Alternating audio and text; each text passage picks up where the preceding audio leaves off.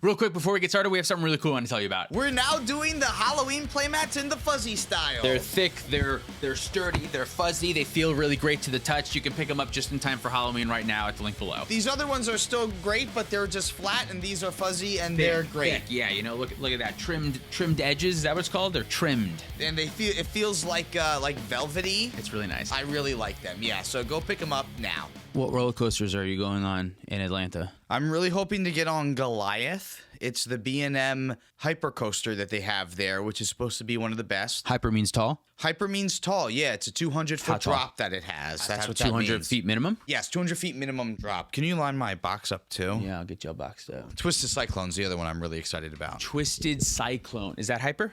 No, it's a smaller version and a less intense version of the one we rode in Atlanta last time. Less intense. The one in Atlanta, that one, the Navy one, the plane Air one, Force One, Air Force yeah. One, yeah. Yeah, it's my favorite roller coaster I've ever been on. This podcast is brought to you in part by Dragon Shield. Use code PLAYTOWIN5 at the affiliate link down below for 5% off to help support the show. Welcome to the Play to Win podcast, where we talk about winning in cEDH. I'm Cam. And I'm Dylan. This week we're talking about Spider-Man. Zip, zap, Thwap. thwap. He says thwap. That's what he says. That's what he says. We're Comes talking out about of his mouth. Yeah, exactly. Spider-Man set to Magic the Gathering. It's happening. It's here. Real Magic the Gathering cards that are real Spider-Man cards. That have Peter Parker and all of the favorite Spider-Man characters that you love from all over the Spider-Verse. The gang's all here. This is also this is comic book. This is not movie adaptation Spider-Man, right? Thank God it's not. Yeah. So it's specifically comic book stuff. I'm excited for this set. I was a big fan of comics a lot more maybe 10 years ago. I have since kind of moved away. Comics isn't really my thing anymore, but I still have a lot of fond memories. So a lot of these characters, at least one or two we're going to talk about that aren't really good. I'm just excited for the card. But we did get a couple of good cEDH cards, I think, from the set. We did, yeah. We got a bunch of options to talk about here. It's maybe not as bountiful as a couple of other lists, but some of the other set reviews, have a bunch of, filler cards, and this one won't have that. It's only cards that we think could see play and are exciting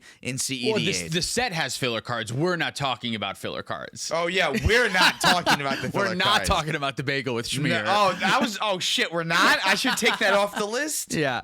Okay, yeah, I don't want to talk about that card. And this is a standard set also, so that's to be expected. We shouldn't get a ton of very powerful cEDH cards in here. We're probably going to get one or two that see real play, and then some maybes in some decks. Yeah, exactly. I don't know that we got like a VV. There's nothing broken. There's no outstanding card, right? But that's probably for the best for the health of Magic in general overall. Yeah, we don't want VVs out of every set, I don't think. No, exactly, yeah. And did you see that VV's not getting banned in Standard for another 2 months I did, still? yeah. I read a little bit of the article, something. The mono red decks have been doing a little bit better recently, and they're waiting and trying to figure out if the format will adjust or something.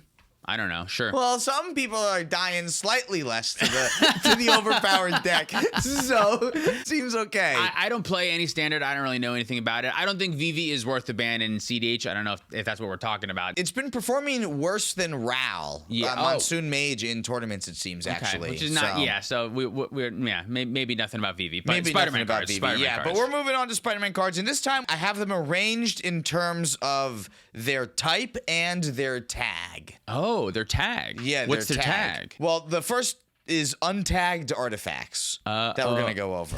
Okay, is this like a MOXFIELD thing? Like you're supposed to tag them and they're all going to be like untagged sorceries? Is that what's going on? Yeah, exactly. Yeah. So you don't need to say untagged. Yeah, all right. We're going by card type? Is that what we're doing? By card type, We're going by card type. Card okay, type cool. alphabetically, so we start with artifacts this time. Okay. Which means that Peter Parker's camera is our first card. This card's almost a card. This is almost a card, yeah. It's a full card in the fact that it costs a mana for a full card. Right. And it's an artifact. And this card enters with 3 film counters on it. And for 2, you can tap it to remove a film counter from this artifact to copy target activated or triggered ability you control. And you can choose a new target's for the copy. New targets for the copy. A couple things come to mind. Atali. Atali is always the first thing that comes to mind. To mind. This can copy an Atali trigger. Is that something? It's interesting because it is technically like a twin flame that you do have a bit more of, or I guess it's more like a heat shimmer because it's 3 mana. 3 total mana, but you have to have the Atali trigger on the stack already. Which means if you flip into it off of Atali, it's not great there. Until you have the next one, which means that you also needed to have found 2 mana because a lot of times you you have exactly 7 mana for your Atali. Or you had to have 2 triggers on the stack, which you don't always have with Atali. No, Right, not every Atali player is on Roaming Throne. Yeah, I think it ends up being weirdly.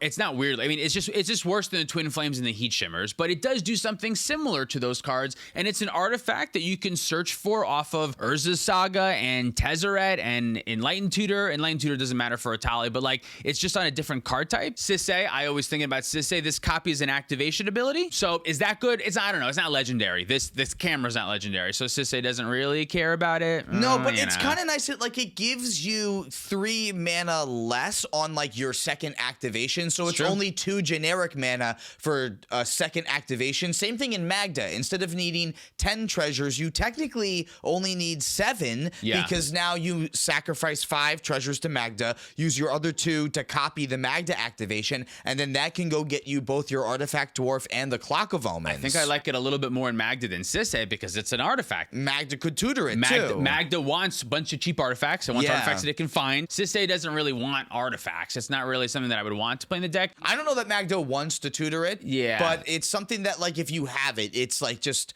incidentally really good with what your whole winning strategy is, and like just cuts down on some of the mana. So like, is that good? Because it's also again a 1. I say that it's like a 3 mana cheat because it's only like a 2 mana one, but there is still a 1 mana cost to get it. But like you said, like you can get it off of your Urza Saga, so technically it could be something you get free later down the line. Right. Sisay is not on Urza Saga, but that's definitely an option Magda has. My Atali list is not on Urza Saga anymore. It's just a little bit too slow. So I think Peter Parker's camera is going to be a little bit too slow for the turbo decks. Yeah. But if you can play a little bit more into like turn 4, turn 5, I think this could pop off a little bit better there. Yeah, I could definitely see that. I mean, I definitely see it for something like Magda. If you just have it in play, if you turn 1 of your activations into 2, now all of the sudden you get to present your win, but also find backup at the same time almost. I think it could be something. I think I feel like a 3 might be a little bit high because I don't know that it'll actually see play in a lot of decks, but I do think at least 2 decks, maybe 3 are looking at it. And that's kind of where I like 3s, I think. We should go over our ranking system real quick. Yes. 5 out of 5 is a CDH staple, goes in every single deck. Mox Diamond goes Diamond. in every, maybe not Mox Diamond anymore No, now. but But still yeah, like Mox Soul Diamond, still Ring, Mox Mox Diamond, like a Diamond, Mana Rock, that kind of thing. 4 is, it goes in a lot of decks. It goes in decks. It goes in more than one deck. It's not commander specific. It's a good card in more than one deck is a 4. Displacer Kitten, I think, is like Kitten, that, is a 4. Yeah. 3 is like, it's good in one deck. It's a good card in one, maybe 2 decks, but it's really specific. Maybe one strategy, like it's a Lumra card, which means that it's a Wandering Minstrel card, something like that. Or I would also put something that's like, it's a bad card in a lot of decks, like Dispel is maybe somewhere around a 3. Similarly to like a good card in 1 or 2 decks, if this is like your 102nd or 103rd pick in most of your CDH commander decks or whatever, that to me is like a 3. Like, exactly, yeah. have a couple of extra reasons, you have a personal attachment to the card, you know how to play it well or something, that's where the 3s go, I think. 2s, this is not really a great card. They're reaching. You're reaching. A 2 is something like, I want to say, although I love this card, Birthing Pod. It's kind of 2-ish right now. Yeah. Doesn't really go in. I guess Rocco does see play, and I think Rocco does play it. There's so maybe excuses you 2.5. can make for them to be good in certain situations, but ultimately there are better things you could be doing in cEDH. Right, yeah. They make you win the game, which is nice, but they don't do anything else. They're necessary ramp, but you really don't want to have them or whatever. You know what I mean? That to me, sometimes that's a 2. they're win mores or something like that. And then a 1 is a bad card. We actively think we agree it's a CDH card. We think it's a bad CDH card. No, I agree. That is Right, what it is. because I feel like a good example of this is, it's so hard to think on the spot. It's so hard to think on the spot. A stacks piece. Most stacks pieces, I would put it like a 1 right now. I agree with you. These are CDH cards. I don't think they're good right now in the metagame. I give them a 1. I would give them a 1, but maybe in other metagames they could get something higher. But right now, I just don't think that I would play them in cEDH. Right, and then a 0 is just like not a CDH card. We just don't really think it does anything interesting. It shouldn't be on the list. They're strictly better versions. We spent so much time talking about this rating system. Let's get back into the list. Yeah, and Peter Parker's camera's a 3 because it goes in like 1 or 2 decks maybe. I think it'll go in mag 2.9, 3. I don't know. 3. Something around in there. Yeah, I said 3 already. Exactly, yeah. So the Soul Stone is next. This is something. This is a cool one, yeah. The implications of this card are huge. Yeah. So it's 1 in a black for a legendary Infinity Stone. It's indestructible, can tap for black mana, and it has another tap ability where for 6 in a black, you can exile a creature you control to harness the Soul Stone. And once you harness it, you get the Infinity ability, which says at the beginning of your upkeep, return target creature card from your graveyard to the battlefield. I don't think all that last part that you said, for me at least, that's not the interesting part about this card. But it's just general upside, it's there. technically. It's like the Knuckles wins the game if you have 30 or more artifacts or something. That's not going to come up. That's not why you play the card. But yeah, I guess if the game goes crazy, it can do something. If you have 7 mana, you're not trying to get another upkeep. Right. You're trying to win. The thing that I like about this card is specifically, again, for Sisay, this is a legendary artifact mana rock for 2 mana that has a mana pip in the cost, which means it makes Sisay bigger. It turns Sisay into a 3/3. I think that's relevant. I think that's a big deal. I think that matters. I think Sisay is going to want a card like this. Sisay already plays Felwar Stone, Arcane Signet. I don't know if it replaces stuff like that or if you just add it on top of it. I really do think this is a card in Sisay because it's just what Sisay wants to do is like mana and add to the power of Sisay. So I think it'll be good there. I think this is just good for mono black in general. Like Probably, I think yeah. Crick would want this too because it's only 1 mana if you Crick's already out, and it just kind of helps you go through your deck a little bit more. Better than Arcane Signet in Crick specifically, right? Because it is better than Arcane Signet because it's also indestructible. You can pay just 1 mana for it, whereas Arcane Signet in Crick always costs 2 mana. And it has that stupid little bit of upside there too. Little bit of upside. I think also, honestly, a decent chunk of 2-color black decks are also going to want this. It's going to feel a lot like a Talisman. We don't really have anything else that is this rate. Do you know what I mean? Like Charcoal Diamond comes in tapped. So besides like Arcane Signet, Felwar Stone, and then all of the talismans, there's no other effect that does this that is 2 mana for a rock that taps for mana of a color. We have some that tap for a colorless mana. We have some that tap for mana of a color, but they come in tapped. We have the Signets that only filter mana. And this is better than Signets? Like, would you rather play, if you were building Ob Nixilis or Rakdos, would you rather play Rakdos, Signet, or the Soulstone? I think this because it's you can untap. I think that's a clear answer for me too. But it's different though because the power of the Signet is that you can get them off Ancient Tomb or a Soul Ring. But I think the downside of the Signets not being able to be used right away after that, like it can't help you push into something else without like extra mana. To me, I think they're similar without playing the Soulstone at all. Now maybe if I play the Soulstone, I realize like, oh, that second ability, it actually does come up sometimes. You know what I mean? But right now, I think it's similar in power level to the Signets. But I think a lot of 2-color decks, the black ones, they do play the Signets, right? I would think so, yeah. Maybe it is better. No, I don't think they do play the Signets. They don't play the Signets, and I think they should play this. So maybe I do. Maybe I do think that this is a little bit better than the Signets. I would put this in before the Signets in a Rakdos deck. Yeah, I think so. I feel like that being able to cast off of 2 colorless mana is like really relevant, but maybe it's not as relevant as I think it is. That being said, I don't know that a lot of those decks even want this though. Like by the time you get to that point, like if you don't want another rock, like you're not shoving this in for the ability to reanimate some other stuff. You just want more mana rocks or something. Exactly. So I think like Kirk can make this better. So I think Kirk wants it. I put this in the mono black commander that we'll be talking about later today too. I didn't want to spoil that. Oh, sorry. Cut that out. Bleep it out. Oh, yeah. Yeah.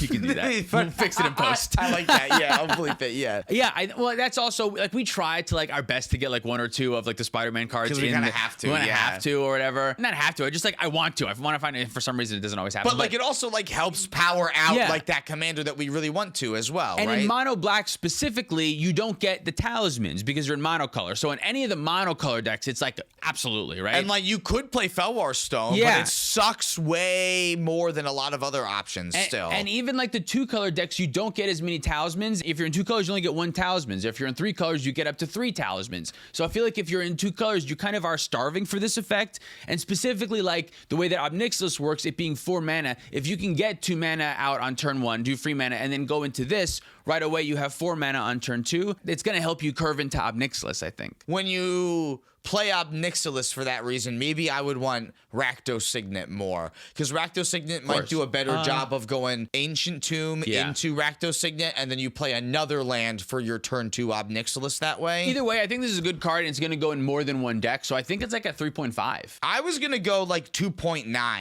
Because really? I want to put a bit of a caveat on like, yeah, it does go in 1 deck, but like that that one deck is Crick, and Crick doesn't see a lot of play. Sisay. I think it goes in Sisay. You think it actively goes in Sisay? And I get cards wrong all the time, so who knows? But I think this is an actively goes in Sisay card. Okay, all right. And maybe Sisay is still a tier 1 deck, I think. All right, well, I'm going to still say 2.9 because I'm not sure about the longevity of it there. I'm a little bit stubborn.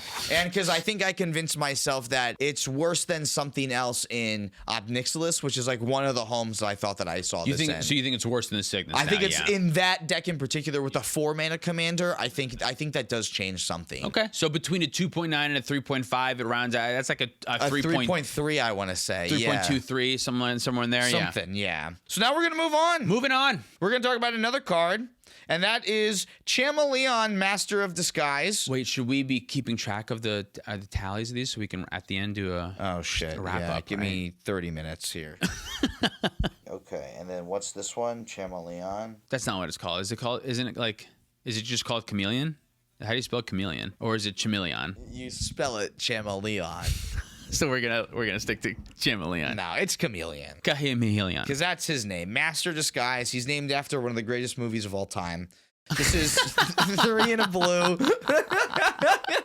for a 2/3 legendary human shapeshifter villain. And you can have Chameleon enter as a copy of a creature you control, except his name is Chameleon Master of Disguise. But he's also got Mayhem for 2 and a blue, which means that you can cast him from your graveyard for 2 and a blue if you discarded it this turn, but timing rules still apply. I have 2 thoughts on this one. Number 1. The first one, I'm not going to say Sisay first because we just talked about Sisay. So the first one is Kefka, because Kefka, when it enters or attacks, you discard a card, and you can discard this and then cast it for 3, and then it's a clone on your Kefka, which is great because you want to clone Kefka a lot. I think that's good. But it's an interesting clone because it doesn't gain Kefka's name, which means it's not affected by the legendary rule. So you can have them both out. So if they stick around, you attack with both of them, and you get 2 attack triggers. I think that's good. I think that's worth trying in Kefka. That is how that works, right? That is how that works. That's why I'm talking about this card, because that's how Sakashima the Imposter works.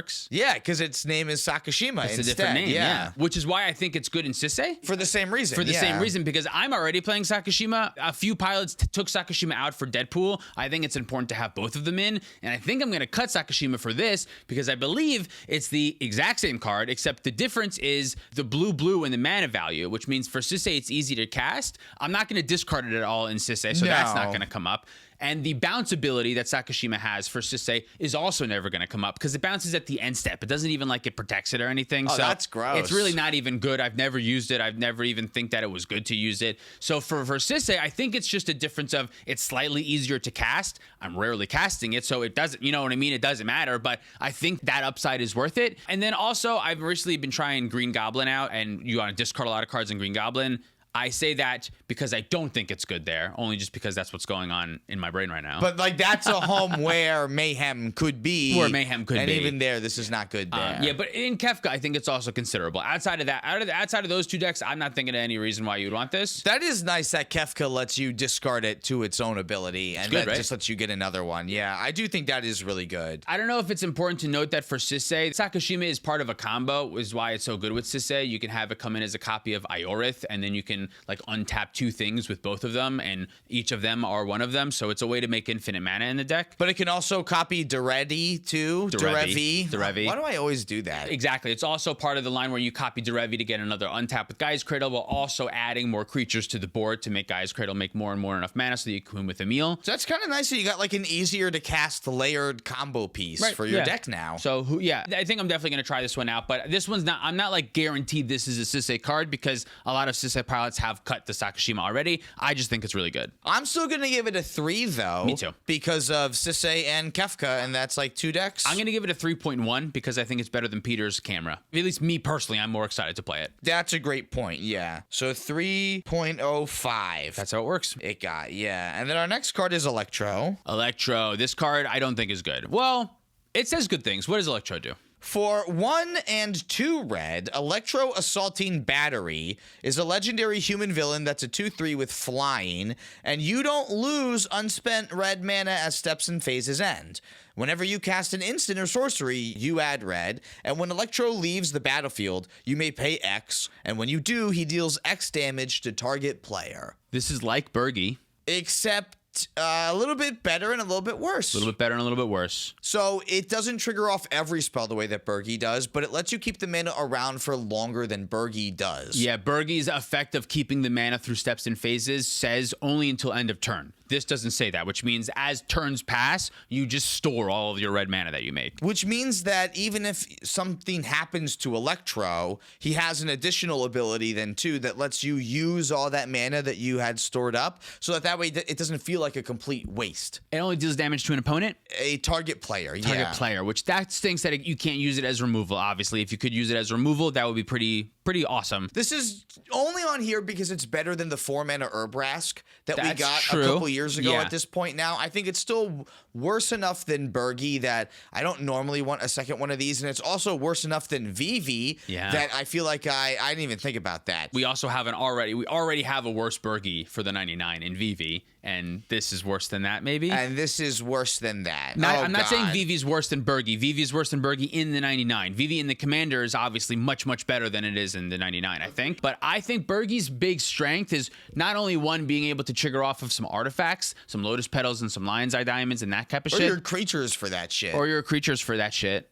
But the other part is that the flip side of Birgi is insane. The flip side of Birgi turns your Ad Nauseam into double Ad Nauseam. It turns your Green Goblin strategy into insane Green Goblin strategy. The flip side of Birgi is nuts, whereas the flip side of this almost is like deal a bunch of damage to a player. There's probably a loop that, like, if you make infinite mana and you, like, remove all the counters to deal damage to a player, and then it goes back to your command zone and you cast it again. This is just like your mono red outlet if you make infinite mana. So, like, okay, sure. But for me, I don't think I'm trying this one in the 99. If you were already playing Birgi, I wonder in the command zone if this is better than a Birgi. No, because Birgi has the option of card advantage. Card advantage is so powerful in the command zone. Yeah, because like might be a scenario in Birgi where I want to cast the backside of Birgi, but I feel like the deck's built around playing around the front side of Birgi. If you're playing Birgi, this probably goes in Birgi. Or maybe in like Ral. Does Ral want just like a second copy or a third copy of Birgi? I don't think so. Yeah, I don't know. Vivi doesn't want this. Vivi doesn't want this. No, I don't think I want to put this in Vivi. Okay, like, that's fair. Then but you're that's already a playing scenario Birgi where like I already have a better version of this in the command zone, and I play Birgi for the backside. The backside is what's good. The option of card advantage is what kind of makes Birgi so cracked, whereas this doesn't have an option of card advantage. Yeah, it's not going in a tally for that same reason. It's really only unique in the command zone because it does what Birgi does, but it has the option of if you have infinite mana, you have something to do with the infinite mana. But I don't think that makes it better as a commander than Birgi. Like, I would still, in this strategy of like Spellslinger or mono red stuff, I would still want Birgi at the helm and then maybe put Electrode in the deck. But in the deck, that deal a bunch of damage to a player, I don't think that'll come up in for because cEDH. even then it has to leave the battlefield to do a player, one and player then you have only. to figure out a way to get it back into play. 2? I was going to give it a 1.5, so 1.75. I was going to say you've convinced me. I'll change my. That's great. We'll give it a 1.5. 1.5. Yeah, that sounds good. What do you think the next card is? I wasn't prepared.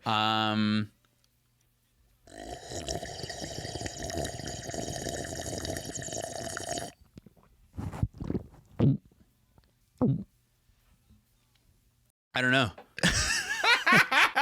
It's Flash Thompson, Spider-Fan. Wow, another Sisei card. Incredible. Who would have thought that Who made this list?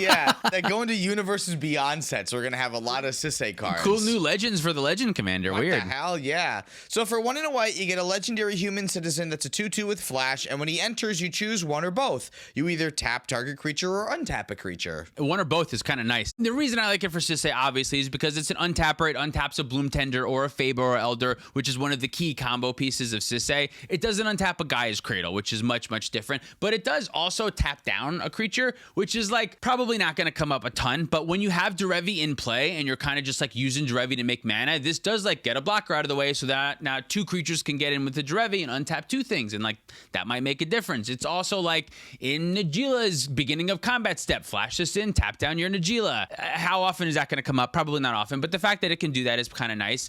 I think it's kind of cool. We were talking earlier about, I think there's a line that from Sisay just having Ragavan out in play and a Bloom Tender, you can win the game with 5 mana now with Flash. Is that true? I think it's the Bloom Tender plus 5 mana is what it is. The Bloom Tender plus 5 more mana. No, that's correct. That's what it is. The Bloom Tender plus 5 more mana. If you have the Ragavan, the Sisay, and the Bloom Tender taps for 3. You use 3 that Naya mana plus the 2 of your other 5 mana going down to 3 mana. So the Grixis mana. For Dimir, you needed the blue and the black. You need the Dimir, and you go search for Flash, and you go find Flash, and you untap the Bloom Tender. And now Sisay is 1 bigger because that's a new legendary extra that's added. So now Sisay can go find a 4-drop. Bloom Tender's untapped again, so you use 3 that mana, and you use 2 more from your other 5 beginning mana for the Another blue and a black, to go search again because Bloom Tender still makes only Naya colors. And you go find Derevi, comes in, untaps the Bloom Tender. Now you have Bant plus red. Now Sisay's a little bit bigger, but Bloom Tender taps for 4 now. Yep. So you use your last 5th from your 5th mana over there. Use that plus the Bloom Tender for 4. So it's a 3rd black mana. Boom. And you go find Deadpool. Okay. Deadpool comes in as a switch text box of Derevi. Now it untaps the Bloom Tender, and now Bloom Tender taps for Wooburg. And then you can go find Tyvar. Tyvar untaps Bloom Tender, and you can go through your line from there, a sorcery speed line that you can either do with the Aminatou Bolas line, or you can do with Tyvar and Iorith and go that way and win the game. So my only problem with this line is that you needed blue, blue, black, black, black in order to do this, and the creatures you had in play had a white pip, a red pip, and a green pip. Very specific. It's very specific. Very specific. Right. However, it's an option that you have outside of also having like all this other tech pieces that you can do. And this specific situation is probably never going to come up. But what is interesting is Sisay can now go find a 2-mana untapper. That didn't exist before. There wasn't a legendary untapper before. So now when Sisay only has 1 other legendary permanent in play, they can end step, go find a 2-mana untapper, untap, and then like do something to win the game afterwards. Whereas before, they couldn't find an untapper. They couldn't find that piece of the puzzle when Sisay only had a +1. Now they can. Exactly. That's good, I think. And I think that could also mean that like Cultist of the Absolute is the same thing, but instead of the 3 black pips now, you just have to have 3 red pips to go through the line. Sure, yeah. But at the same time, sometimes you're getting extra pips with Bloom Tender for having things like Rhystic Study in play too, right? Yeah. That counts. Yep. So I think there's going to be times where your Bloom Tender is still going to tap for more than 3 mana while Sisay is still small, which will also help you go through lines where you can still get Flash and then like make it a little bit easier on that mana requirement. Yeah, I know as a Sisay player, there has been a lot of times where I'm playing where I think, man, if I could only just find an untapper here, I think it would be able to like get me enough extra mana where I could go through with the game and go through a line. I feel like a lot of what your political moves are is that like Sisay can only find a 2-drop right now, and there's nothing that I can do. Exactly. Whereas like this kind of changes things. So I'm not positive this is a lock-in for every Sisay deck, but it does feel. It feels really good to me. So I'm definitely going to try this one out. I think I'm going to give it a high rating because I'm playing Sisay right now, and I think this is what Sisay decks want. So I'm going to give it a 3.5. It goes in one deck. It goes in one deck. Yeah. So I'll still give it a 3.5 because I think it's a tier 1 deck. I'm only giving it a 2.7 because it goes in one deck. We said 3's go in one deck? All right, I'm going to give it a 3. So it's going to end up with a 3.25. All right, Gwenum Remorseless is next. This is 3 and 2 black for a legendary creature symbiote spider hero. It's a 4/4 with Death Touch and Lifelink, and whenever Gwenum attacks until end of turn, you may look at the top card of your library at any time, and you may play cards from the top of your library. If you cast a spell this way, pay life equal to its mana value rather than pay its mana cost. Bolas' Citadel. It's Bolas' Citadel in the command zone if you attack with it. Yeah. Bolas' Citadel in the command zone. Couple things. You don't have to deal combat damage. You just have to attack. And it doesn't have to survive the attack. It can die. Exactly. It's just as long as it's attacked. Yeah. Until end of turn, then you may look at the top card and do all that shit. Which is pretty nice. The lifelink is also kind of relevant because it allows you to dig deeper, obviously, and spend more life to spend more on cards. That's also kind of relevant. That could potentially be 4 more spells you get to cast off Gwenum. Yeah. I think this deck is something. It seems fragile. It feels fragile to me. If someone Swords to Plowshares it, now it costs 7 mana and you have to wait in an attack or find a haste enabler or something, that feels tricky, right? And especially you're in mono black, so the way that you got Gwenum out was probably like Dark Ritual or tapping a Mana Vault or something that you can't use again. So now it's even harder to get to that 7 mana. So I think you just really have to take advantage of the fact that You got to go fast. Gotta go fast. I think if you get Gwenom out on turn 1 and attack with it on turn 2, it's gonna be tough for a lot of decks to like have removal consistently for you. Yeah, they're not going to have the Swords to Plowshares as often because they're going to want to progress their own board, Right. even though you're still able to get Gwenom out that early. Right. It's going to be bad for them to have to mulligan specifically for removals. They're going to have a hard time doing that. So they're going to keep hands that don't necessarily do that all the time. Sometimes you'll get blown out with this deck, I think. Sometimes they're going to have it, sure. I think so too, because there's going to be hands that you keep because they have Ancient Tomb and Lion's Eye Diamond in them, and you're just like, oh, I only need to operate off the top of my library. It's like a mono black Atali. Yeah, exactly. It's very similar to a mono black Atali. The main difference being that as long as the Atali resolves, you get something out of it normally, Yeah. right? You get that trigger and like, yeah, they swords the Atali, but like you got a bunch of other shit out of it, so you're okay with it. They swords this, you're fucked. You know what I mean? Yeah, but it does feel like Atali in the way that your first Atali sometimes doesn't win you the game and you have to untap and then use all that advantage to Right. get you somewhere. It kind of feels like it plays in that same turbo space. Yeah, like if you hit the 2 or 3 land drops in a row and you don't have a way to get through them, that sucks. Then you did your whole thing and you can't do anything, right? But a lot of the time, if you build the deck correctly, you're going to be able to go through like a good chunk of your deck. And this is going to draw you a shit ton of cards, and not only draw you cards, but like cheat on mana also. It's going to put them right into play. So even if you do whiff, sometimes you're whiffing with like 16 mana worth of permanents in play. That's okay. You know what I mean? That's still fine. You're still in a good exactly. spot. There's just a lot of stuff that you get to combo with too that like turns all the Bolus of Citadel combos into like being way easier to assemble because you don't need to get Bolus of Citadel out. Like it's in your command zone. It's like already something that like you're actively having every single game. So finding Aetherflux Reservoir and Sensei's Divining Top is way simpler to put together. You found another line that works with this too, right? I did, yeah. So Mortuary is a 4 mana Enchantment. Thank you. Yeah. It's a 4-mana enchantment that says whenever a creature you control dies, you put it back on top of your library. Interesting. And there happens to be just a little dude that's 1 mana, and you can sacrifice it to drain your opponent for 1 life. So you gain the life that you then use to recast it when Mortuary puts it back on top of your library. Because Gwenom says you can cast from top of your library. Exactly, yeah. So then you can just drain out the whole table with this loop, and it's like having a second Sensei's Top combo in your deck. I was like, how have we never like found something like this before? But I feel like anytime you want this combo, it's like the same mana as Aetherflux and Sensei's Top, except it's like more mana intensive and you wouldn't want an extra version of that. And like Sensei's Top is like an okay card, whereas this 1 mana creature is not. And technically the Sensei's Top version's a little bit better too, because there's going to be times where you have like Mortuary in play and you don't want the creature to go back on top. It has to. It's a must. It's a must, yeah. Sensei's Top also going through that loop is drawing you cards actively too. This is just like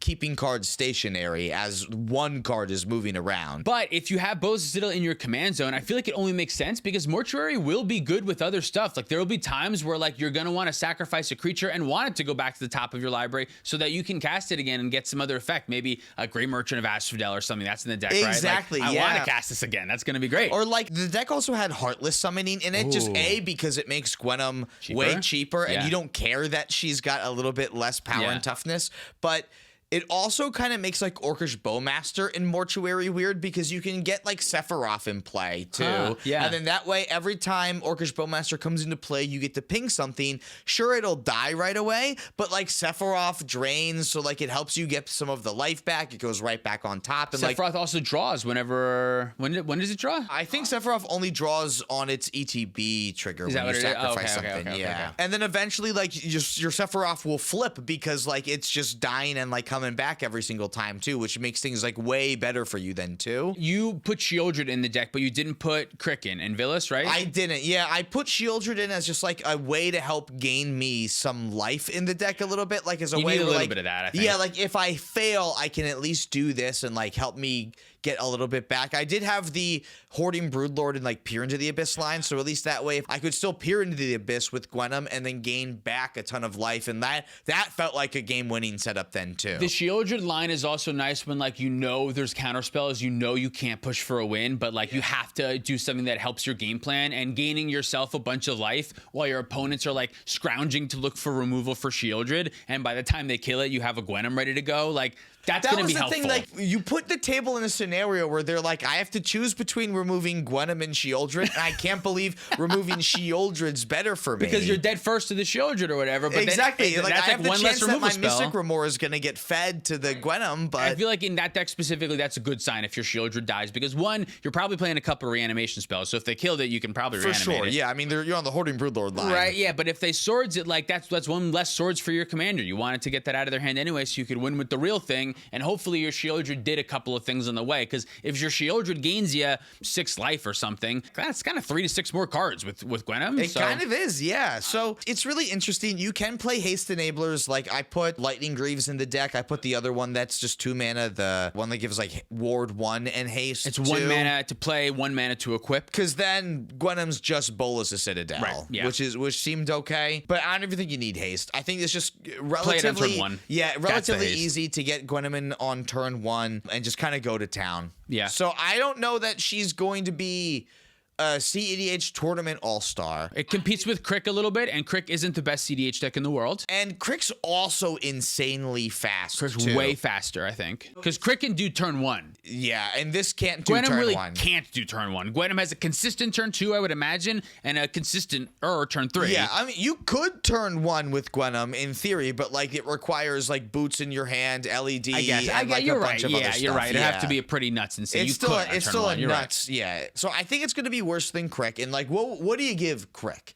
as like a cEDH deck Yeah, on that's a tough. relatively like the same scale? I would say Crick is probably solid. Honestly, like realistically, tier 3, right? It's not a tier 2 deck, is it? Is it a tier 2 deck? No, I don't Right? see Crick as a tier 2 deck. I don't. The problem with Crick is that like How big is tier 2? You know, there's a lot of decks that tier are 2, almost I guess tier 2 1. is huge. Right? I But- guess Crick is tier 2 because if tier 3 is fringe, I think Crick is tier 2. Yeah, But because if- it's a deck. It's a deck. You know what I mean? Like Yeah, it is a deck. It's the best mono established. black deck. And it's a turbo deck, which means it's going to do well in tournaments. But like, unlike a Tali that can just like overwhelm the opponent by going over top, Yeah. turbo is the only aspect that Crick can fight on. Only goes fast. Exactly. This can go over the top in a way that Atali can. It can say, I have a whole bunch of shit in play and I don't necessarily win yet, but it's like the Nadu thing I've talked about. When your Yeah. combo fail state is, well, I have 1,000 permanents in play and pass a turn. 1,000. Well, I would also though argue that it's as fragile as Crick because removal of any kind on the commander stops the Stops the process cold. altogether. Which one do you think is a better overall card quality? Because Kirk plays a couple of weird ones that are like heavy black pips, but they're free with Crick. Yeah. Kirk, I'll never say it the same way or No, correct. don't ever. Whereas this one plays, I mean, Aether Flux and Sensei's top and Mortuary and a couple of Like other. a couple of dead probably cards. a similar Yeah. amount of dead cards, I would imagine. I would imagine it's pretty similar because both of them are just like doing different mono black strategies, right? Like their win cons are completely different. Gwenom offers you card advantage and mana advantage. Kirk offers you mana advantage at a potentially faster rate. I like card advantage more. I like card advantage more. I will have more enjoyment playing Gwenom myself Big than time. Crick, but I don't know. Does that make it better? I don't know that makes it better. I think it's not a 3. Because Gwenom goes in no decks. It's only a It's just commander. as a and commander. I'm not even sure it's as good Well, what's as... our commander ranking list? What do we? I think the same. I'm going to give it a 2.8. A 2.8. I love the card. I'm certainly putting in my casual Villas list. Yeah. I think it's an awesome card. But for CDH, I think it's fragile. I think there are faster options, and I think there are more resilient options. I don't know. We'll see. I'm going to give it a 2.8, though. All right, I think I'm going to go a little low, and I'm going to give it a 2. Okay. Let me type in the word Gwen Stacy real quick, and then I'll tell you why. Because ultimately, I think the best it's going to be is tier 2. It's not a tier 1 deck. Exactly, yeah. And even though like it can be its own thing, and it is different than Crick, it is something else that you can do. It can go fast. It can take advantage of the meta right now, but I don't think it's ultimately going to be like a tournament cEDH staple deck, which I think is going to ultimately leave it within tier 2 as something you can do, you can bring to a tournament, and every once in a while it'll spike really hard because people don't pay attention to it and they forget about it. It being monocolor and it's not on right away is like a huge bad zone, because like the reason why Magda is good and the reason why Lumra is good and the reason why Crick is good is that once you play them, they're on right away. They are active, they're ready to go. You have to nothing else. They're just on and ready. Whereas this needs the haste enabler or a full extra turn, and the waiting a full extra turn for CDH is already bad. To be in monocolor and me doing that that is risky. It's not consistent. You can still whiff. 2.8, I stand by it. You have a 2 that averages out to 2.4. Exactly. Yeah, that sounds great. Next. Gwen Stacy's next. This is 1 in a red for a legendary human performer hero that's a 2/1 and enters the battlefield to exile the top card of your library, and you can play that card for as long as you control this creature. And then for 2 and Jeskai, you transform Stacy at sorcery speed to get something. Where's the flip button? Here it is. Ghost Spider, who's now 2 and Jeskai for a spider human hero with flying, vigilance, and haste. And whenever you play a land from exile or cast a spell from exile, you put a +1/+1 counter on Ghost Spider, and you can remove 2 counters from Ghost Spider to exile the top card of your library to play it this turn. This is a Jeskai option that is card advantage. Finally! Oh my god. I truly don't think there is another Jeskai option that has true card advantage. There's Narset that gets advantage from your graveyard, or the other Narset that can flip big spells from the top of your library. But this exiles a card, and then that's all. You can just play. You don't have to play extra turn spells, or you don't have to play weird shit. You can just play like a Jeskai deck, and this will give you card advantage. Good stuff Jeskai deck that you can build into a little bit more if you want, right? Yeah, like you can lean into other things like Jessica's Will is a powerful card, leaning into some other cards that are similar to it to trigger the backside. You had a couple of other stuff in the build that seemed pretty good too. Yeah, cards that I can't remember now, but the 3 mana one that exiles the top 3, and then if you don't use them, you get little mana rocks. Glimpse the Unthinkable. Glimpse the Unthinkable, yeah. Glimpse something. There's a lot of cards that are like red, X. Look at the top X cards of your library. You exile them, and then you can play them this turn. Like,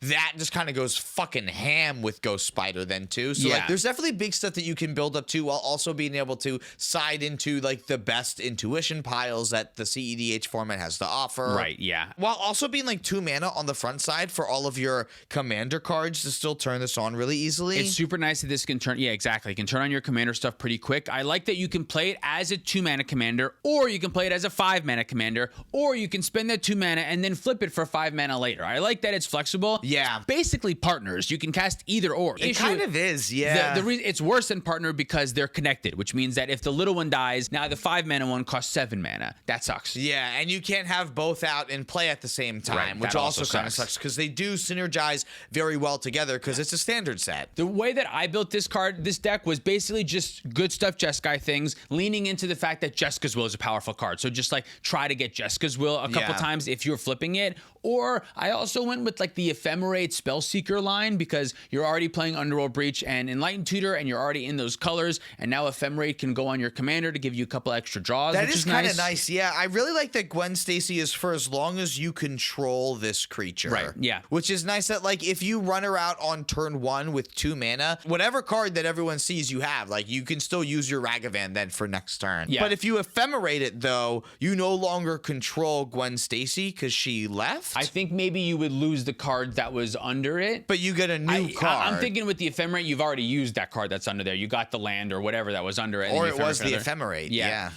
And what's nice about the Ephemerate too is the backside of Gwen Stacy says whenever you cast a spell from exile, you get the counter. When you rebound it or whatever. Oh, that's nice. That's still from exile. So you still get the counter on that you can remove to exile more cards. And then is there ways, like, do you want to include like proliferate stuff? Are there proliferate cards? It's probably better just to cast stuff from exile. I think just cast stuff from exile. Yeah.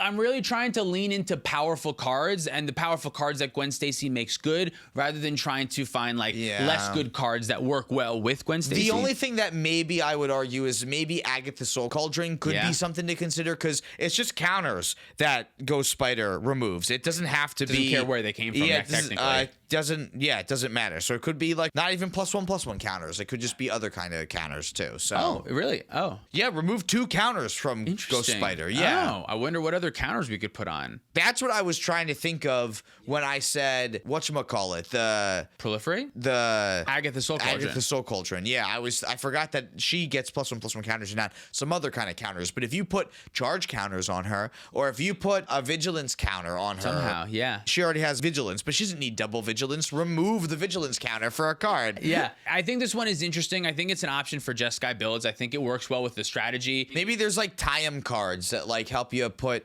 stuff on, like counters on another creature or something. Specifically the white tie-em cards, though. Yeah. Only. Yeah, maybe. Which is weird. Yeah. Probably not. Probably not, I would say. I think the way you want to lean into this deck with, this is an Underworld Breach deck that has the option to play Light Up the Stage and maybe like, what's that Glimpse the Unthinkable or whatever that card is that we're thinking of. Light Up the Stage, Glimpse the what card are you talking about? It's the one with the art from Justine, I think is her name. And you tried it in Atali. It's definitely Glimpse something. It's a red 3-mana spell, exile top 3 cards. Oh, Glimpse the Impossible. Boom, that card. I tried that one. Glimpse the Unthinkable is the Demir Mill spell. Mill 8 cards or something, right? 10, it's better. 10, oh, better. Or worse, Yeah. technically. I don't know if those ones are, maybe you just lean into Jessica's Will, right? You just like, I'm just going to Mystical Tutor for Jessica's Will more, and like Jessica's Will is the card that I want to do exile stuff for. Maybe you just like kind of ignore that, and it's just like, I want to get my 2-mana commander out, get like just like a hair of advantage, and then win with an Underworld Breach line. Yeah. But I think that's honestly like almost good enough. Which I think makes this like one of the best Jeskai commanders that we have access to for that I think reason. so too. Yeah. I think it might be. So much flexibility in whatever direction you want to go with your commander. Like you said, essentially having partner, I think, is a great way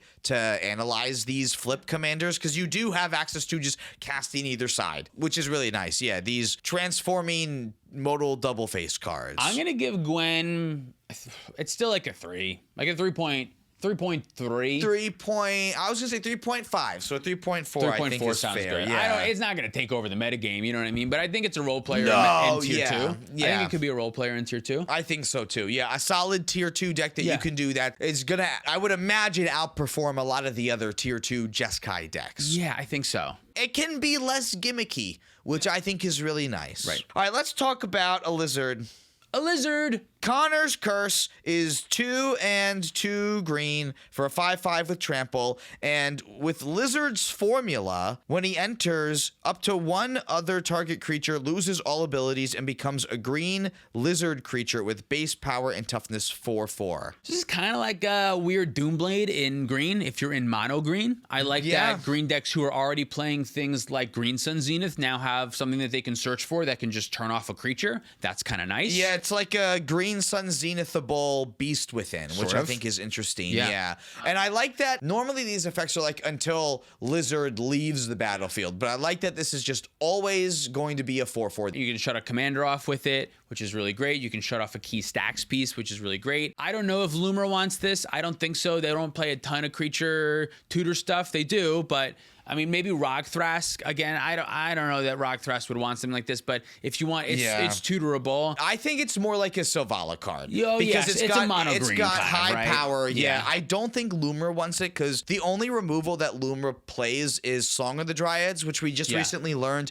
is a part of a combo because it can turn Loomer off. So like You turn Loomer into a land. a land that you can sacrifice and then get Loomer back into the command zone with. Right, or if like you can have like a Vesuva come in as a copy of your land Lumra, and then right, you can do that. That's nice. That is kind of And then cool. it Yeah. dies to the legend rule. There's something about that. Yeah, I really like that too. So There's a reason to play that. There's no combo potential with this. There's no combo this potential Just with gets, yeah, I'm gonna give it a. unless you shut off everyone's creatures by blinking it, though. Like, you Okay. could just turn everyone's stuff into an army of 4/4s. and then you have to deal with that. I guess if you but have. you have the 5/5. You have a vibe. So Yeah, for CDH, I think this one's probably like a 1.5. I was thinking the same I wanted to thing. talk about it because I think mono green decks are going to look at it as a tool. It's an option that wasn't there before. It's something that you could do. I just don't know that you want to. Right. So we're going to talk about another card that I'm actually super stoked on. This is called Masked Meower. This is 1 red for a Spider Cat hero. That's a 1/1 with haste, and you can discard a card and sacrifice this creature to draw a card. Yes, this is like Insolent Neonate. Neonate has Menace, which is overall a worse mechanic than Haste, but specifically in the decks that want Insolent Neonate, they're like Tymna decks normally that gain That's a little true. bit something out of the card being a little bit hard to block. Weirdly, Menace is a little bit better. Right, so maybe maybe. I know Tyler plays stuff like this in like Tim Nadargo because it's sacrificed, right? It sacrifices itself. It does sacrifice itself, yeah. So like this could also be a Rakdos the Muscle card too. Yeah, so in those two specific decks where you care about the sacrificeness of it, specifically, I like the Tim Nadargo because it's a body that you can attack with, but the lack of menace maybe means that like don't rely on that. So maybe it would be a fine Rakdos one too. Yeah, but it's also probably fine if it like it's just like another attacker that you have. Those are two decks that don't see a ton of play, but do have some powerful starts that they can have. I've seen both of those decks do kind of nutty things. So if they get enough tools, it could bump them up. I'm going to give this card like a 2.7. I was going to give it like a 2.5, but I think you're probably closer to where it's actually going to be. So we'll switch it to a 2.7 because I think this is going to be one of those cards that like those decks that play it like really like it. Like it's going to be great in Rakdos. It draws you 2 for the rate with Rakdos in play. So I think there's going to be decks that really like it, but it's just a very niche card in particular. Yeah, kind of small niche card. Let's talk about a deck that you really like now, which is Norman Osborn. This is 1 in a blue for a legendary human scientist villain that's a 1/1 and can't be blocked ever. Whenever it deals combat damage to a player, he connives, and for 1 in Grixis, you can transform him at sorcery speed into the Green Goblin, or as I've been preferring, Fleam, the in-universe one, but they're both great. So this is 1 Grixis for a goblin human villain that now has flying and menace, and spells you cast from your graveyard cost 2 less to cast. And his goblin formula says that each non-land card in your graveyard has mayhem. The mayhem cost is equal to its mana cost. I've been liking this deck a little bit. The connive thing, connive is a draw a discard, and if it's a non-land, it gets a counter. It's worrisome. The front side is only a 1/1, which means that it's pretty vulnerable to Bowmaster. I think more often than not, it's better to just play it as the 4 mana side. The 4 mana side is the good side, just wait for that. But there can be some games where you don't have a way to discard a card, and you are allowed to attack with Norman, get the draw, discard the thing that you want as cast, spend 4 mana to flip Norman, and then the thing that you've discarded, all things that have been discarded this turn can be cast with the Mayhem thing. Green Goblin didn't need to see the card get discarded specifically. If Norman did it, that's still okay. So it's not like Past in Flames. It's not like Past in Flames. It like has to see the stuff in the graveyard. It's not like granting the things in the graveyard with right now Mayhem. Each non-land card in your graveyard has Mayhem. It doesn't gain Mayhem, it has it. That just means that if you remove Green Goblin. If you remove Green Goblin, they don't have Mayhem anymore. But as long as Green Goblin is there, all the cards that have been discarded this turn have Mayhem. Yeah, Past in Flames says each instant and sorcery card in your graveyard gains flashback until end of turn. So I think that's the difference. So it gives the ability, whereas this is a static effect that is happening to all of the cards in your graveyard at all times. I just want to mention a couple cards that are crazy with this thing, because overall, I'm not sure if it's going to be a long-term powerful deck in cEDH. You kind of have to spend 4 mana on your triple pip commander on like turn 1 or 2, and then usually like untap with it or have something crazy, but it's extremely good with Lion's Eye Diamond. Shocker, Lion's Eye Diamond is broken, but even more so than with something like Hashaton, Lion's Eye Diamond makes your entire deck go insane turbo mode, right? Yeah. Because normally the scary part about discarding all your cards to Lion's Eye Diamond is you don't have them now, but with Green Goblin out, you have access to all of those cards. So not only is it like kind of just Black Lotus, but it also makes all of this stuff cost 2 mana less. It's like adding 9 mana with 1 LED. Right, and then also stuff like Frantic Search, which is normally not like incredible in cEDH, but sometimes can be quite good if you're discarding it now to something like a Psychic Frog or something like that, or the Lion's Eye Diamond. Now you can cast it from your graveyard for 1 mana, and now it untaps 3 lands, so it makes mana. It's like a Dark Ritual that also gets to draw you 2 and discard you 2, except with this deck, it's like kind of just a draw 2 straight away. It's also really good with Gamble. If you can gamble for Lion's Eye Diamond, it doesn't matter if you discard it or discard something else, because the Lion's Eye Diamond helps you cast all your stuff. So there's a couple of cards like Lion's Eye Diamond and Gamble that it's already very quite good with, and then there's some other cards that make those cards really good, stuff like Trinket Mage or whatever, that you can just find the Lion's Eye Diamond. I think those are really relevant, but I think it has potential as being like this weird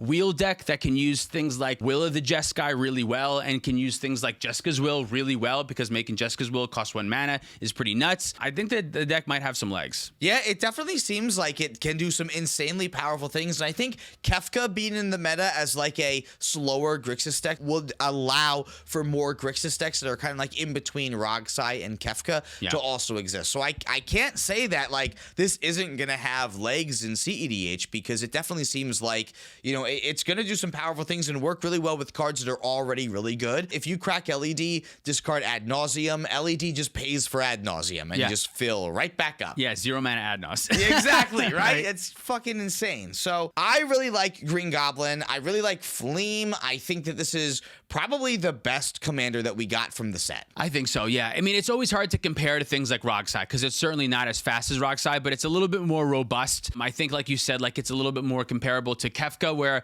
although it doesn't have quite as much interaction, it can present more wins. Like it can just like keep on going. And obviously, we didn't even talk about how good it is with Underworld Breach. If you have the Underworld Breach out, it makes all of your Underworld Breach lines much, much easier. I had a line the other day where I had to cut it really close and exile both my Lion's Eye Diamond and my Lotus Petal with Underworld Breach out, but I had a huge brain freeze. And then with things like casting Snap for 1 mana over and over again, I could untap my 2 islands to make more and more blue mana, and then brain freeze again so that I could, you know what I mean? So like I was able to win without things that would otherwise kind of be necessary to win with Breach, but Green Goblin made it all a little bit easier. The mana value reduction, like making everything so much cheaper, I think is really what makes this card good. Yeah, turning Snap into a ritual, turning Frantic Search into rituals is just like huge. It gives you a lot of layers, but you're fragile. You have to spend 4 mana on a commander and then hope that it doesn't die, and then still also have enough mana to do your thing, which normally either means like already having the Lion's Eye Diamond, or making a ton of mana some way, or just like untapping or something like that, like waiting a turn. It might be a little bit slow, but I think it's consistent, and more importantly for me, it's a strategy that I really like, which is like a graveyard thing. Yeah, I like doing graveyard stuff, and cEDH doesn't have a ton of like really great graveyard decks, I don't think. Underworld Breach is like the closest that we got, and this like really uses Underworld Breach, so I've been a big fan of the deck. I'm gonna keep brewing on it. I think honestly I might go a version that is like a dark mode with like no counterspells, or like I kind of love that limited idea, counterspells. Like I'll keep in, you know, Deflecting Swat and Fierce Guardianship and Pact of Negation for right? sure. Keeping those, but any of the counterspells that I have to spend mana on, I would rather kind of all of that just be more gas, or just like Vexing Baubles and things that Green Goblin can make cost no mana, and then I can also still protect my shit. You know what I mean? So I think I'm gonna lean more in that direction. You but do like a lot of baubles then. Yeah, too. I'm brewing with this deck quite a bit. Yeah, I really like that. What do you want to give it for a rating? I think it's a good deck. Truly, I think it's something. I'm going to give it like a 3.7. A 4 would be like, this is a VV, you know what I mean? A 4 or higher or whatever. So I think it's like a 3.7 for now, because I still got to see, you know, is it worth it? Is it enough? But I think it's good. 3.7. I'll match you there on 3.7. I think that makes a lot of sense. I'm right there with you. Let's talk about Spider-Punk. This is 1 in a red for a legendary Spider-Human hero. That's a 2/1 with Riot. So it enters the battlefield with your choice of either a +1/+1 counter or haste. Other spiders you control have Riot. Spells and abilities can't be countered, and damage can't be prevented. We've talked about this a little bit before. We have, yeah, but now it's the actual set review, so I figured we'd just point at it again. Overall, I don't love it. I think it's too risky. I think there's a possibility that you let somebody else win over top of you. I stand by my comparison to Defense Grid not being a great comparison, because Defense Grid's good because people just can't cast spells on your turn, but this is still actively inviting people to interact with you, just in a different way that isn't counter spells. It's good if it's like turn 1 or 2 and you're doing this, but then if you're going for a turn 1 or 2 win, that's already difficult and unlikely. Now to add on 2 mana and this one specific card that you have to have, like they already weren't going to have anything probably. No, I mean, that's the thing. A lot of the decks that are trying to win on turn 2 are leaning into the fact that you're not going to have anything then. No one's mulliganing aggressively for you, because if they do, they lose the game just to one of the other decks. Somebody else, exactly. You can't just beat one player and expect to win that game. So if you're using this as like later game protection, I don't think that's nearly as good, because it's so much more likely someone can just win over top of you. Whereas Defense Grid, you can probably in the late game, you don't lock out all 3 players, but you could probably lock out 2 players, and then there's only 1 player, and they only have now 1 piece of interaction, whereas before they had 3, right? And you can play around 1 piece of interaction. And you can play around 1, because it's the late game, because you've drawn cards. So, whereas this makes it that not the case. Now they can, for no mana increase, they can just now Born Upon the Wind over top of it, or their removal is now uncounterable or something like that. Exactly, yeah. So if they can uncounter dishonorably so get rid of your Spider-Punk 2 counter, whatever it is. Right. Yeah, exactly. Yeah. Or they, in response, silence you. Which or is like uncounterable. Exactly. Nightmare. And then go to their turn and then win while no one can counter their shit. Yeah, because the thing is still there. Right? It's still there after silence. So I'm going to give this one a 1. Less? Zero. Zero. I think it's a full-blown trap that Full-blown trap. I just don't think you should be playing. I think I'll stick with you. I'll go with a 0 on this one. It's a fat 0, yeah. Zilch. Nada. Now we're going to talk about Spider-Woman, Stunning Savior. What is this? I don't know this one. Oh, yes, you do. You'll recognize it very soon. This is one and an Azorius hybrid mana right. Yeah, okay. for a legendary human spider hero that's a 2/2 flyer and can hit you with Venom Blast, which means that artifacts and creatures your opponents control enter tapped. This is Blind Obedience on a stick. Other things too, but the Blind Obedience is the one that sees play in cEDH. Without the infinite mana outlet. Without the which infinite is mana what outlet. makes people play Blind Obedience. true. I don't think Blind Obedience is seen played because of its oppressiveness as a stacks piece. That's a helpful bonus to your, you know what I mean? That's a helpful bonus, sure. You know, Yeah, but like it does something against the One Ring while also being what wins you the game in the long run. yeah, I think you would want this one if you were 1 heavy in stacks and 2 also on Tymna, because it's an evasive flying creature that can draw cards. I think that's great. I don't know about that strategy. There's a 2 Tymnas, a deck that I loved a lot. That was like an Esper stacks deck that I built like many, many years ago. That anytime I see an Esper stacks piece, I think like, oh, this would be perfect for that deck, which it would be. That deck I don't think is a great pick. It's also like it's not a fun experience. I don't like playing against stacks anymore. I don't, you know what I mean? Right? Just neither does the sun. Neither does the sun, yeah. Oh, that scared the bejeebus out of me. I just saw like terror on your face and then I heard a noise. I love that it's upside down now. I was saying something. This card is a good card in the decks that would want it, but the decks that would want it are not good decks. Yeah, I put Tymna Malcolm together. This was not something that I considered for that deck. If it had Flash, I would look upon this way more favorably. Yeah. But I don't think I like it. It's another tool of some of the cool, good stacks pieces that we've gotten recently that don't necessarily have a home. The Dragon Conqueror, something. Clarion Conqueror, Clarion Conqueror is one that I thought about too. The other thing with this effect, though, the stacks piece, is that it only delays. You know what I mean? It doesn't actually like stop all the way. They can still use the artifacts just less next turn. So it does slow the fast decks down a little bit, but it doesn't do a ton to the mid-rangey grindy decks, which are popular right now. So like as a stacks player, you need to then like use this tempo to win the game. But the decks that this is in have a hard time finding win conditions. Right. Yeah. So I'm not super thrilled on I don't really have like a home for this one or anything yet. I don't think this is going to be going in a lot of the best decks in the format. I think it's going to go in some of the worst ones. It's still better than the Spider-Punk, though, I think. I'll give it a 1, which is kind of where I think we said stacks pieces can kind of go right now, whereas it's a good card. It just doesn't really have a home or a good strategy right now. Right? And it will take a lot, like including the downfall of tournament cEDH for stacks to get there. Right, yes. Stacks would have to have some ways to clearly lock out the game with a few amount of cards. You'd have to be able to produce a lock quickly out of a few amount of cards and have your table agree that, yes, there's no feasible way they can win the game. They can't draw cards or cast spells or something like that. And unless we get like a Winter Orb, except for creatures and artifacts, I don't know that this is we've talked about this a little bit. Maybe Lavinia is something that with Knowledge Pool is like has like a way to like lock the game out.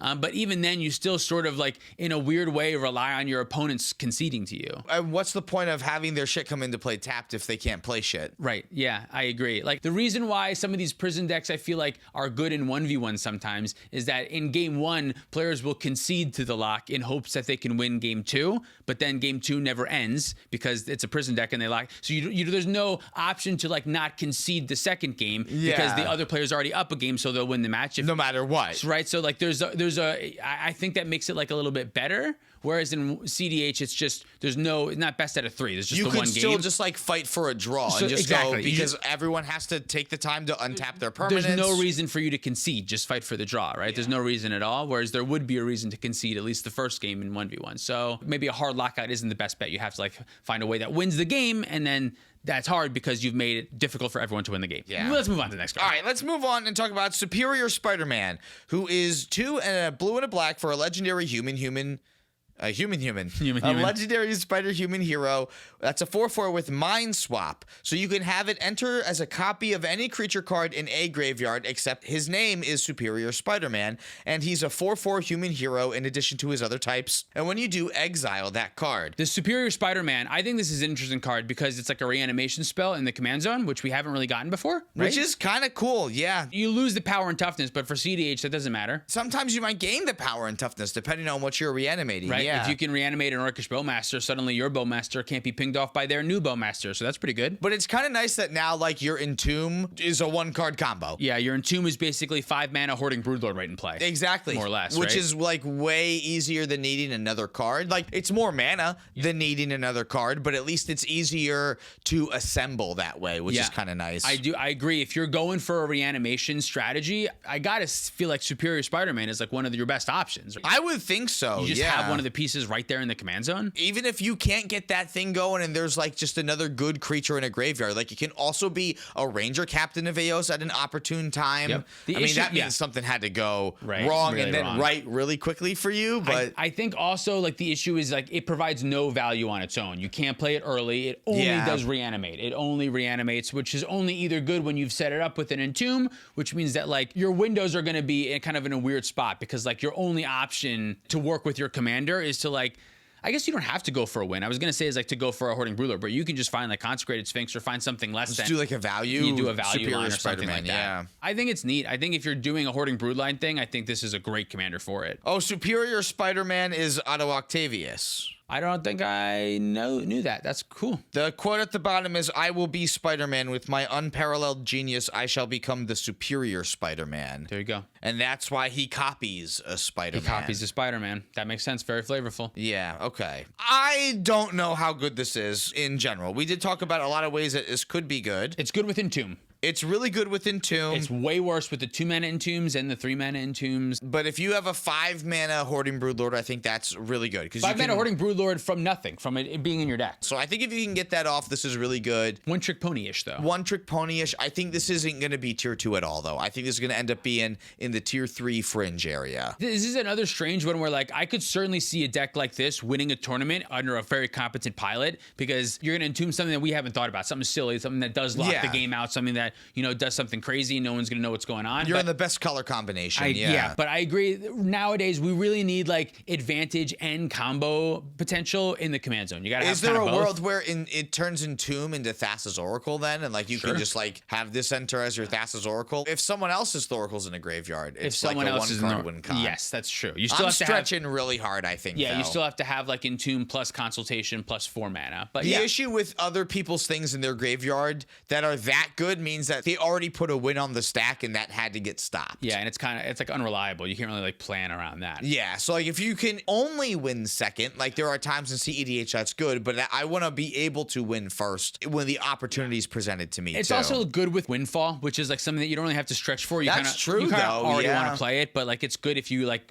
are able to nab something out of their hands. Like there are ways that you can like help set it up or like potentially give you some more options by forcing your opponents to discard cards or whatever. I don't think you want to be doing any milling shit. Probably not, but like glimpse the unthinkable and whatnot. But, Yeah, you don't want to do any of right. that. Yeah. But I think you're going to want to rely on your own thing. And the list that I built has like maybe like 6 or something reanimation targets. By the time this deck is done, I think it's probably going to have like 2 or 3. It's going to have like Hoarding Broodlord. You're probably going to have Consecrated Sphinx as like an option to like not push to just draw cards. And then maybe you'll have... I go back and forth between like, is Toxrill actually any good? Like, do you want a reanimation effect that can like deal with the board or something? Probably depending on your meta, you either go Nezahal or Toxrill. Nezahal is another one. Like if you're more mid-rangey and like you need to draw more cards, you go Nezahal. But if like there's Winota that you play against or like other to the board decks, Toxrill's probably what you do. Yeah, Nezahal and Consecrated Sphinx are also close too. For some reason, I feel like people freak out over Consecrated Sphinx, but not for Nezahal. They don't for Nezahal. Right? Yeah. Like that's something. So the Consecrated Sphinx, it's like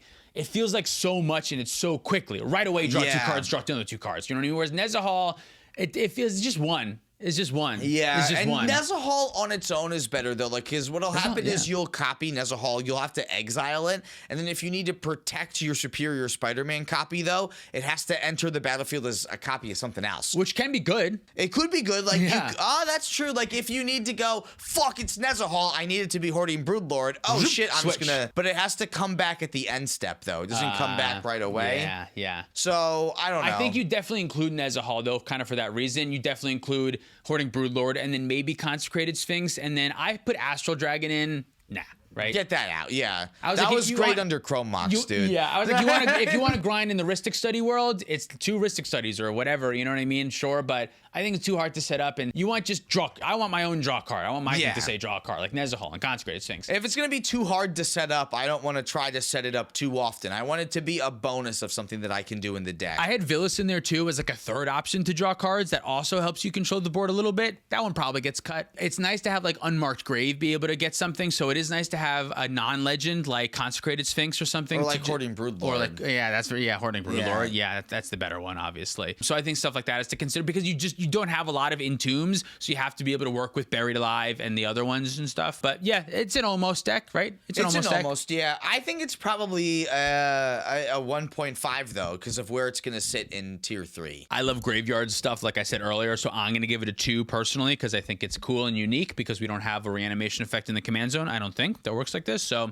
a 2. But I agree, this one's not taking home any tournaments. I can agree there. Here's a 3. This is our first untagged enchantment. This is Shadow of the Goblin. This is 1 in a red for an enchantment that has unreliable visions, and that gives you, at the beginning of your first main phase, you get to discard a card, and if you do, draw a card. But with Undying Vengeance, whenever you play a land or cast a spell from anywhere other than your hand, this enchantment deals 1 damage to each opponent. It's not a Nexus card. This is not a It took me a while, card. like, what the fuck are we talking about here? Yeah. Okay. No, but it's interesting because, like, if you just play 1 card off Obnixilis, that just pings everyone, and then that gives you another Obnixilis card. So, like, in theory, you go infinite. As long as you keep on hitting stuff. Yeah. At the beginning of your first main phase, this card draw. Whenever you play a land or cast spell from anywhere other than your hand, it deals 1 damage. So as long as you cast 1, boop. Cast 1, boop. Cast 1, boop. Yeah. As long as you keep hitting spells. As long as you keep hitting spells, you won't run out of gas. Huh.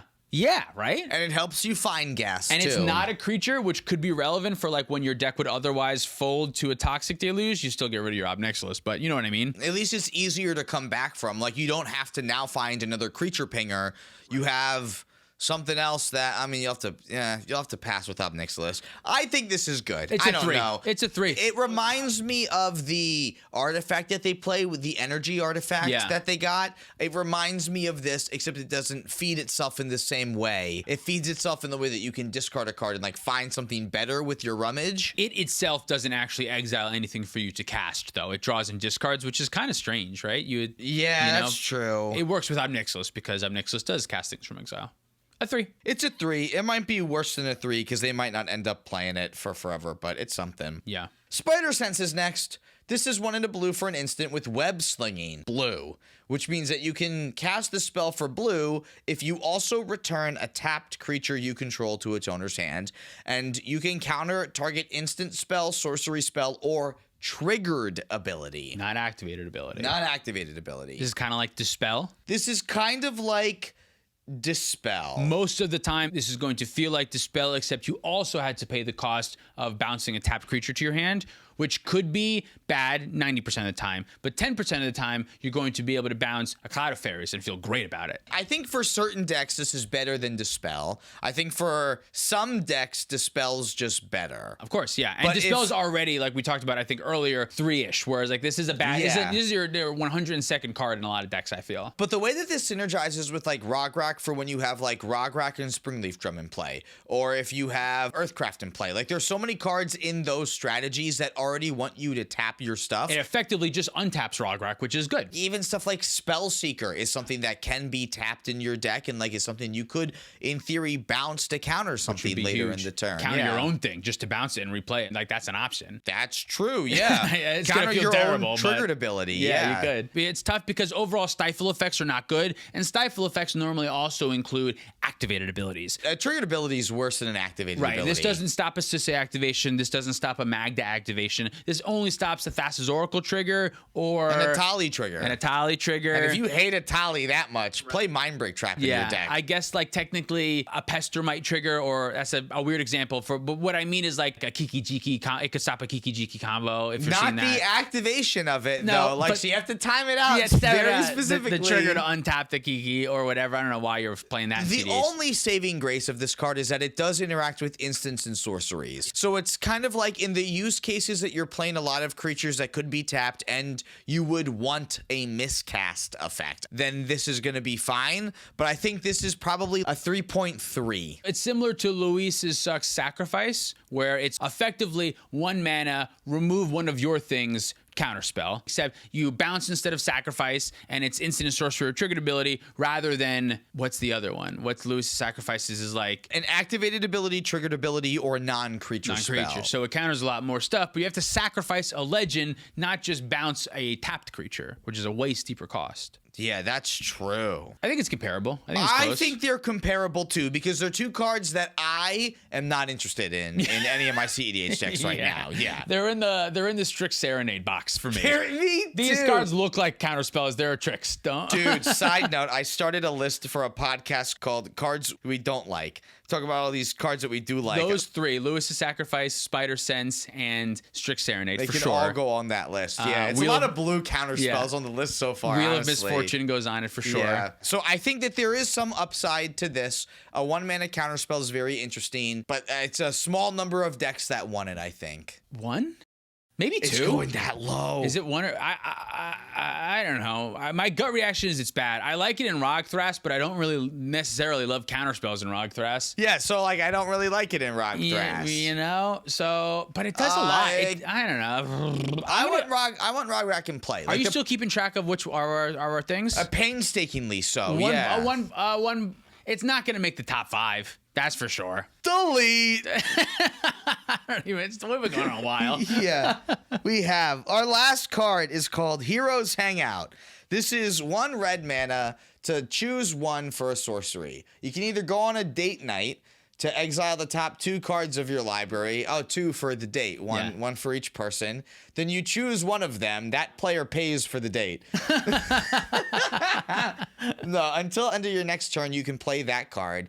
Or you can go on a patrol night. And for that, 1 or 2 target creatures each get +1/+0 and gain first strike until end of turn. I think this card might be good in some formats. I don't know that the formats are cEDH, but it does weirdly look like a preordain. So I'm actually going to take out a card in VV for this. What are you taking out? The Convoke one that pumps VV. Oh, sure, yeah. Because this one gives me the option to either pump VV or look for cards for the same amount. Yeah, which I mean, it's not free. The Convoke one's free technically. Free, yeah. Or like you said, it lets me find another card to keep going and get me 2 more VV triggers after this, which is arguably also the second ability. If I wasn't playing this in the Gwen Stacy build because I didn't see it or something, I would also probably try this in Gwen Stacy. I guess if you're looking for more of that exile shit. It's only one of the 2 cards that you exile, which is a little bit tough. Not really preordained. It's like what preordained usually is, which is like draw 1 of the top 2 and probably scry the other one bottom. It's more like a consider probably, because like you're seeing some number of cards, you don't get access to all of them. Right. Yeah. You only get access to up to 1 of the top 2 cards. Yeah. It doesn't draw a card, which is weirdly nice. Really nice. It doesn't trigger Bowmaster or something, which is like fine because like VV can normally outpace Bowmaster in a lot of scenarios, or at least up to the point where it doesn't matter anymore. But it is kind of nice that like this won't help, like just push it over the edge for that 1 extra damage to be something in the early stages. The pump effect probably isn't going to matter in any deck besides VV. No, I don't realistically, think so. Unless a new deck comes out where that is relevant. So it's really just the one aspect. But yeah, I could see it in VV. I could see it. So that's good in one deck, right? But maybe I'll go with the 2.9 for this one. I'm gonna go with the 3 because I'm putting it in VV. That's a good idea. Yeah, 2.95 then. Dude, we got a lot of fucking 3s on this list. This is just showing how mid this set might be. Top to bottom. Let's do top to bottom. The best card that we talked about. The best card in the set. What is it? Green Goblin. Fuck yeah. At 3.7. That one's the best. I even put Wheel of Misfortune in the deck. That's how much That's how much we like this commander. Yeah. Then Gwen Stacy's next at 3.4. Okay.